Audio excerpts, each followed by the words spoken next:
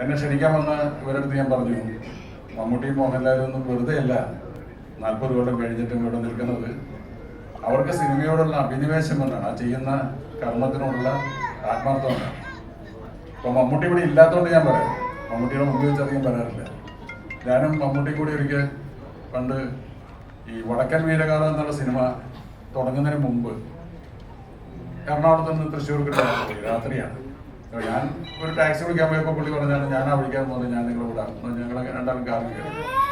അപ്പോൾ പുള്ളി പറഞ്ഞു, ഞാൻ MTയുടെ ഒരു പുതിയ സിനിമ അഭിനയിക്കാൻ പോകുന്നത്. MT എഴുതിയതാണ്. അത് കുറച്ച് ബുദ്ധിമുട്ടുള്ളതാണ്, കാര്യം ആ ക്യാരക്ടർ ചന്തുവാണ്. അപ്പം ഞാനെന്ത് ചോദിച്ചാൽ കോഴിക്കോട് പോയിട്ട് MTയെ കൊണ്ട് എൻ്റെ പോർഷൻസ് മുഴുവൻ റെക്കോർഡ് ചെയ്തു, എന്നിട്ട് അത് കാസറ്റിലിടും. അത് ഞാൻ യാത്രകളൊക്കെ ഇങ്ങനെ കേട്ട് പഠിക്കും. എന്നിട്ട് വടക്കൻ വീരകാലം തുടങ്ങുന്നേക്കാൾ എത്രയോ മുമ്പ് MTയുടെ ശബ്ദത്തിൻ്റെ കൂടെ ഈ കാസറ്റ് പ്ലേ ചെയ്തിട്ട് MTയുടെ ശബ്ദത്തിൻ്റെ കൂടെ മമ്മൂട്ടി ആ സംഭാഷണങ്ങൾ പറഞ്ഞ് പഠിക്കുന്നത് ഞാൻ നേരിട്ട് കണ്ടിട്ടുള്ളതാണ്. ഇരുമ്പാണി തട്ടി മുളയാണി എന്നൊക്കെ പറഞ്ഞിട്ടുള്ള MT എവിടെ നിർത്തുന്നു, എവിടെ ആരംഭിക്കുന്നു എന്നുള്ളതൊക്കെ. അപ്പോൾ അത്തരം നിശബ്ദമായ പഠനങ്ങളിലൂടെയാണ് ഇവരൊക്കെ വലിയ ആൾക്കാരായിട്ടുള്ളത്.